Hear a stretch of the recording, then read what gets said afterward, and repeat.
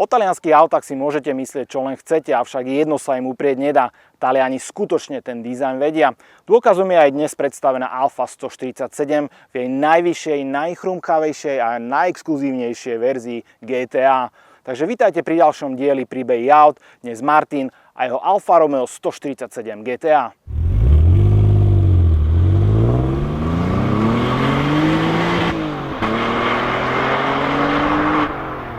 Tu máme naozaj veľmi zaujímavé auto. Martin nám priniesol svoju 147 GTA, ako som spomínal v úvode. Z môjho pohľadu sa jedná o ten najlepší, alebo jeden z najlepších hothatchov, aký kedy v Taliansku vznikol. Ten najlepší, všetci dobre vieme, je Lancia Delta Integrale. To je proste svätý grál. Ale myslím si, že toto je na druhom mieste. Prečo si sa rozhodol zrovna pre Alfu a prečo teda pre 147 a prečo teda pre tú vrcholovú verziu? Pretože vieme, že tá Alfa nemá zrovna najlepšiu povesť. A ty si sa proste rozhodol, že ja to kašlem a kúpim si GTAčku. Áno, tak v istom zmysle máš pravdu vo všetkom, ale jedná sa o model, ktorý sa mne osobne strašne páčil. Ide o to, že to má neskutočný motor, 6-valcový, má to veľmi krásny dizajn, ktorý obdivujem úplne a v neposlednom rade je to malé, ľahké, veľmi dobre to funguje. A prečo som sa rozhodol? Raz som videl toto auto na závodoch do vrchu. A ja keď som to spadal, hovorím si na prvý pohľad, že čo to vlastne je, že páčilo sa mi to, vybombené blatníky von, strašne sa mi dobre na to pozeralo, hovorím, perfektné auto, to bol možno rok 2008-2009, keď som to prvýkrát zbadal. A keď som zistil, že to má 3.2 vnútri a aký krásny zvuk to má s neskutočným charakterom, tak som povedal, že toto chcem. Raz si to určite kúpim, keď to bude v ponuke. Na ten predok je síce 250 koní, ale dobre to funguje. Dobre to funguje aj z dôsledku toho, že ak sa na to obujú tie správne pneumatiky, nejaké semisliky alebo niečo fakt, čo drží, tak človek v podstate nepotrebuje ani samosvor. Ale hovoril si, že mal si problém s tým, že keď si to auto doniesol, tak tam boli obuté také kadejaké gumy? Áno, áno. Keď som to auto doniesol, boli na tom nejaké, nebudem menovať značku, pneumatiky. Hneď som to dal proste preč, kúpil som tam semisliky a to auto ožilo minimálne o 100%. Na tých starých gumách sa to chovalo takým spôsobom, že 1, 2, 3 a neustále sa točili kolesa. Obul som tam teraz semisliky a to auto, keď idem na jednotke, dám plný plyn, neprehrabne. Toto sú konkrétne pneumatiky, ktoré sa sériovo obúvajú na Nissan GT-R. Samozrejme vo väčších rozmeroch trošku a takisto ich má v prvovýrobe aj Subaru STI. Hovorím, pneumatiky sú úplná alfa omega celého auta v podstate. To je jediné, čo nás drží na ceste. To auto má samosvor alebo nemá? Toto konkrétne nie, ale od roku 2004, myslím, sa robil na to upgrade, v ktorom sa dával samosvorný diferenciál do toho. To je tá Q2? To je tá Q2, presne tak. Toto konkrétne nemá, ale hovorím, semisliky v kombinácii s týmto, tak žiadny samosvor nepotrebujem. Jedna z vecí, ktorá nás tu zaujíma, je samozrejme, ako si ty došiel k tomuto autu. Ty si hovoril, že ten prvotný impuls prišiel, keď si to videl v DP u nejakého pretekára.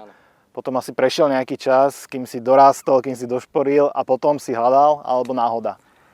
Ono to vzniklo celé pri jednom piatkovom posedení, kedy som mal bývalé, už moje auto inak vynikajúce Volvo T5. Bolo to čipnuté, chodilo to výborne, ale môj kamarát zaháňal zrovna auto. Ja som ho už vlastnil 2 roky a chcel, keďže s tými autami robím už asi 10 rokov, tak vedel, že to je dobre starané, že to dobre vyzerá jedno s druhým, tak to chcel odo mňa kúpiť. A potom som mu povedal, dobre, ako ja ti to predám, ale teraz čo kúpim? A Octaviu 1.9 TDI, no. 66 kW, to je najlepšie auto na svete. A potom zo srandy som otvoril inzerát a pozerám, dal som si samozrejme, ja nehľadám auto podľa nejakej výbavy alebo tak, keď dobre, keď to tam je. Ale dal som si rovno výkon. A našiel som tam tento skvost a vtedy ma napadla tá myšlienka, keď som bol menší, chodil som na tie závody sa pozerať, že toto som tam videl a viem, že toto bolo veľmi málo vyrobené. Hovorím, chcem to, určite chcem. Vozil som sa v kadečom, už v rôznych autách, samozrejme sú aj rýchlejšie autá, ale toto vie konkurovať reálne autám, ktoré majú nad 300 koní. Koľko to váži? Vieš čo, toto konkrétne váži 1330 kg. To je akože celkom schopná. Je to taká klasická, by som povedal, hmotnosť na to, že je veľký 6-válec spredu. A napriek tomu, že aj je veľmi veľká váha na predku, tak to fakt dobre funguje. To, čo som spomínal na začiatku, že tie talianské autá, Alfy Romeo zvlášť, nemajú zrovna ten imič nepriestrelnosti a spoľahlivosti. Ty si hovoril, že to auto už vlastníš skoro 2 roky a zatiaľ počet problémov, ktoré si s tým autom mal. Počet problémov sa rovná nule. Ten motor nemá Eger ventil, ten motor nemá eko nezmyslí, ktoré úplne ten motor degradujú. A dokonca to nemá ani časovanie ventilov. Taká poctivá atmosféra. Taká klasická. poctivá atmosféra. Je to naozaj dobre urobený motor, ktorý aj dobre, ľahko servisovateľný. Jedine, čo sa na tom robilo, myslím, že v servise menili sa vlastne testenia podveko ventilov. Tak to Nič je asi iné. klasika všade. Nič iné. Viem si predstaviť skupovať náhradné diely na 147, nejakú udýchanú 1.6, ale dojdeš do servisu a povieš, že tak ja mám verziu GTA, niečo mi predáte na to. S motorom a s nápravami a s brzdami a proste s technikou je to tak, že je to klasická 147. Nič iné extra tam nie je a samozrejme väčšie brzdy sú tam, aby to vedelo fungovať. Čo sa týka tých cien náhradných dielov, tak tam by som bol povedal, že napríklad zrepasovanie napríklad celej prednej nápravy stojí možno 250 eur. Na toto konkrétne. Na toto. A to sa bavíme o spodných ramenách, horných ramenách, nejakých čapoch, nariadení, axiálnych tehlách. Proste nie je to drahé. Je to fakt na úrovni 1.4 MPIčkovej Fabie, čo sa týka náhradných dielov. Jediné, čo by som bol možno povedal, že trošku som zainvestoval do brzd, pretože keď som to doniesol, tak tie brzdy boli trošku skrútené. A to som povedal, že to ja na aute nechcem určite. To je bez debaty. Takže som trošičku zainvestoval do takej lepšej varianty. A čo sa týka tých karosárskych diel, toto auto je v podstate širšie o 1,5 cm na každú stranu. To už naozaj to auto, keď ho vidím len na parkovisku, tak to má je ten to spravené, je to vyduté, tie blatníky, ako máš vidieť, zadné, predné, sú tam prahy. Tie sú originál, tie prahy? Áno, všetko je originál. To auto je úplne v originálnom stave. Ja som na tom nič nerobil, absolútne, lebo mám rád, keď sú autá proste tak, jak sú vyrobené, tieto športovejšie alebo tieto vrcholové verzie, tak, ako sú. Pretože majú potom väčšiu hodnotu a mne sa to páči proste. Proste raz to tak navrhli, je to tak. Presne tak, nemám rád rôzne úpravy, strašné tuningy, krídla, neviem, aké. Tu taká krásna žiletka by sa ti hodila hore, taká 2-metrová. Určite si už uvažoval. Jasné, určite by to aj fungovalo teda. Ako brzda, určite. Ako brzda, áno.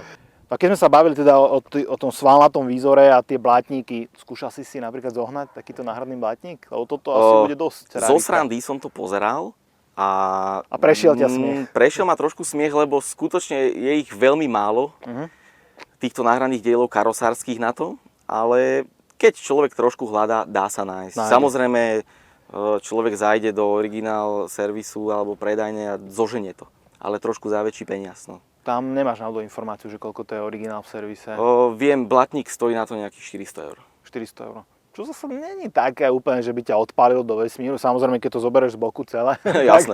To už je iné. To je inde už. Ale 400 eur, a bavíme sa o vrcholovej, špičkovej a limitovanej verzii, tak to nie je zase taký extrém. Čakal som, že mi zadelíš trošku vyššiu sumu. Napríklad tie späťaky, čo pozerám, je to späťak, ktorý sa dával len na GTAčko, alebo... Nie. Späťak, kľúčky, dvere, všetko je zo 147 klasickej, len blatníky sú vyduté von, trošku vyťahnuté a nárazníky sú iné. Áno, nárazníky, hej, určite. Plus prach.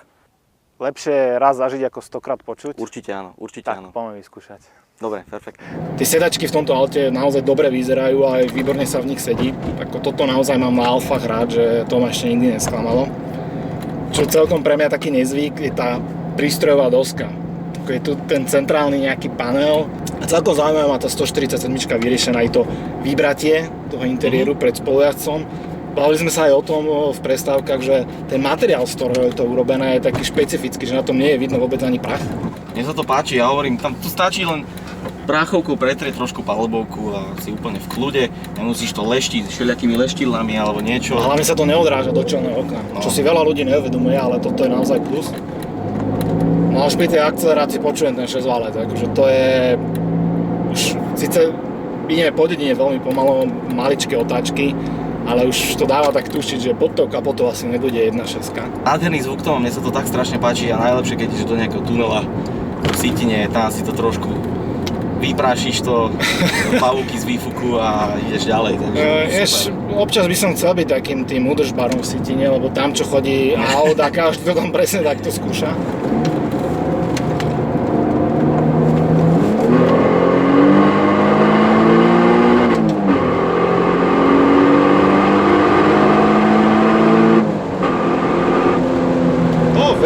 príjemné, ale na moje prekvapenie je počuť aj motor, ale aj ten výfuk. Áno, áno. Ako z výfuku to normálne pluje. Veľmi, veľmi príjemné. A hlavne pri tejto jazde, keď teraz vlastne sme spomalili, tak to vôbec neobťažuje.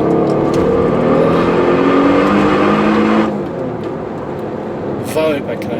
Už len toto ťa asi baví, že? Určite áno. To je proste radosť jazdy, tak jak to deklaruje BMW v tých svojich reklamách. Myslia si, že 2 liter diesel bude perfektný. A toto je naozaj skutočne radosť jazdy. Áno, to je už len kvôli tomu zvuku. Toto sme hovorili, že je veľmi limitované, čo sa týka počtu vyrobených kusov. Áno. Mám takú informáciu, že pár tisíc kusov, myslím, že okolo 3-4 tisíc sa vyrobilo na svete. Z toho samozrejme minimálne polovica už po smrti, lebo toto je celkom slušné náčinie. A pre neskúsených vodičov, neskúsených ľudí, ktorí do toho sadnú, tak to môže byť tragédia. 250 koní a 300 Nm.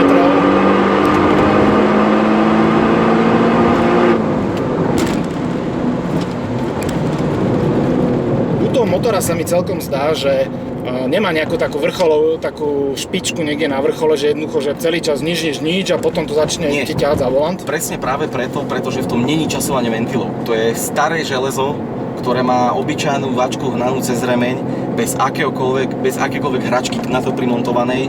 Čiže je to skutočne, ťahá to od 1000 otačok až po 7,5. Hej, obmedzovač a potom znova. Obmedzovač a potom znovu je to staré také železo, klasické a v podstate tomu istým spôsobom môžeš robiť aj zle niekedy, pretože to znesie.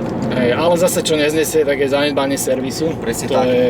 Tieto motory fakt netrpeli na nič iné, len na zanedbanie servisu.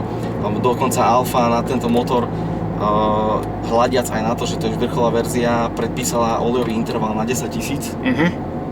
A veľa ľudí to ani nedodržiava, takže ono potom nie sa čo čudovať, či človek možno kúpi takýto nejaký raritný kus v zahraničí, donesie si to sem a potom s tým má problémy. Ja som to dovliekol zo Švajčiarska od takej jednej paničky, ktorá to mala, keď to malo nejakých 140 plus minus cosinus. A teraz mám to skoro 2 roky a mám na tom 162 teraz. Ja hovoril si teda, že žiadne vážne poruchy. Žiadne vážne poruchy. Na aute som menil len brzdy a baterku. Nič viacej. A čo týka prevádzkových nákladov, sme sa smiali predtým, že nepovieme nič o spotrebe, ale predsa len, že takýto 6-válec 250 koňový v talianskom aute, ktorý ešte pamätá pravek, koľko sa dá jazdiť s takýmto motorom? V kľudnom tempe 10-11, v takom svižnejšom mimodedinovom tempe takých 12-13 a bomby, to sa už neráta. Veľmi zaujímavé, že v tomto roku už mysleli na to, že ten volant musí byť pozdĺžne nastaviteľný. Aj posled celkom fajn, všetko je vlastne po ruke. Trošku mi vadia tie titierné takéto tlačítka, tuto, že je to naozaj dolu schované, ale myslím, že to je absolútne tá najnepodstatnejšia vec na tomto aute. No, pozriem, že spojka hodne tvrdá. Tvrdá. Že moc páčok na môj vkus, ako na Mercedes. Čiže normálne tempomat na páčke. No jasné. To je... Tu som ešte nešiel na Alfe s tempomatom, ale ma to dosť prekvapilo. Dokáže to byť aj pohodlné na tých cestách. No pohodlné v rámci možností, čo sa týka podvozku, samozrejme to tvrdšie. Ale na cestovanie komfort je slušný. Máš tu výbavu, máš tu opierky, máš tu kožu, máš tu vyhrievané sedadlá. Okay. A máš tu napríklad čierny tapacír, čierny strop.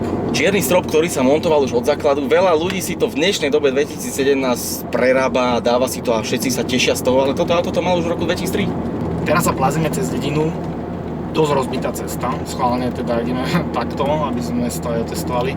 To auto je úplne v pohodičke. Ja som čakal, že na tých kolesách aj s tým podvozkom, aj vlastne aj s tým motorom vpredu ťažkým, že to bude dosť také, jak som spomínal, kladivo. A zatiaľ pri bežnej jazde absolútne necítiť, že by som mal niečo iné pod kapotou, niečo naozaj také exkluzívne. Je to úplne bežne normálne použiteľné auto. Ako si ty hovoríš, že aj s tou spotrebou sa celkom dá. Ináč celkom zaujímavé tie pedále, jazykové okienko. Áno, ja som mal tiež. Že dosť majú taký tvrdý, krátky chod, čo je úplne nezvyk, hlavne keď sa sadnem z nejakého Japonca, tak je to úplne niekde inde. A ten plynový pedál dosť dobre reaguje. Aj na malé zatlačenie sa to auto okamžite prebudza. Tá prevodovka, čakal som, že čo to bude, ale Veľmi rýchlo sa dá s tým radiť. Zltne tam tú rýchlosť na šupu. Že nie je to také typické francúzske blato. Ne. I keď zase úprimne musím povedať, že nie je to ani taká precíznosť typu BMW alebo Honda. To samozrejme nie, Ale celkom dobrý kompromis. A tie pedály, aj tie brzdy vlastne, že reagujú s minimálnym, naozaj tie pedály stačí troška poštekliť v akomkoľvek smere a reagujú, či už plyn, brzda alebo spojka a sú tvrdé. Takže na športové auto to naozaj asi aj patrí k tomu. A celkom zaujímavý detail sú tie späťaky, že vyzerajú nádherne zvonku, ako krásny veľká väčšina motor, detailov na tomto aute. Ale viem si predstaviť aj praktickejšie. Akože to sú taký mohli by byť aj väčšie, ale ten, kto vie jazdiť aj s malými, tak vie. Sila zvyku asi. Presne že? tak. Tu vychádzame z dediny. Opäť len jemne stláčam ten plynový pedál. To auto veľmi pekne letí do otáčok. Naozaj, že tu máme obľúbenú zákrutu. Aj teraz. V zákrute som dal jemnú kontru a to auto okamžite reaguje. Celkom som príjemne prekvapený, že aj pri tých kilometroch, aj pri tom veku sa nejedná o taký nejaký gumený hot hatch, aký by som čakal, ale veľmi príjemné auto. Naozaj to auto ide veľmi pekne, už neviem, vidíme 1500 otáčok, máme tam štvorku. To auto sa okamžite hrabe dopredu. Aj pri nízkych otačkách, veľmi nízkych. A celkom pekné je to, že keď sa aj pozrieš do spätného zrkadla, vidíš tie rozťahnuté blatníky. Áno. Akože to mám veľmi rád na autách, aby si aj vnútri, keď v ňom sedíš, stále vedel, v čom to sedíš. Ak by si mal raz predať túto 147 GTA, vieš si predstaviť, aké auto by si vôbec mohol kúpiť, že čo v tvojom ponímaní by ho mohlo nahradiť? No, veľmi sa mi páči aj fungovaním, aj všetkým Porsche. Takže ako 911 alebo stačí byť Boxster? 911 Boxster nie, ani tie veľké kaproidné SUVčka, to ma tiež nebaví. Neviem, ťažká otázka, veľmi.